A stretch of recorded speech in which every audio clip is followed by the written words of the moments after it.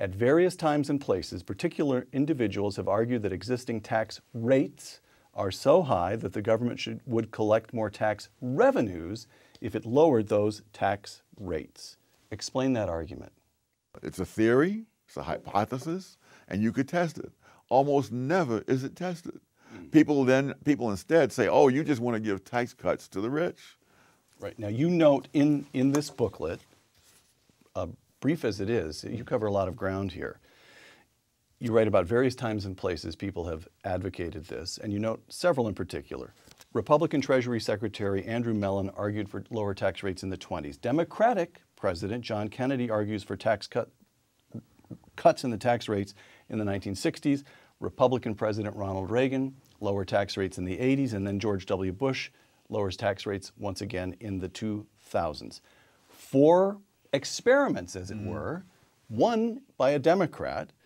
In each of those 4 cases, what was the effect on the economy? The effect on the economy was to increase the rate of growth, increase the revenue received by the government.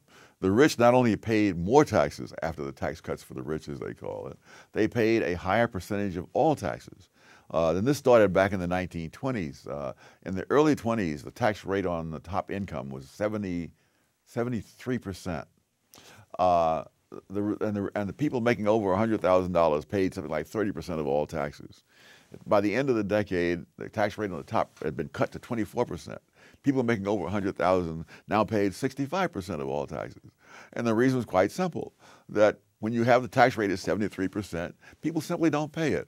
They put their money into tax-exempt securities and arrange their financial affairs. So what we're really talking about, do you want a symbolic high tax rate on the high-income people to win votes politically, which the rich themselves are not going to pay?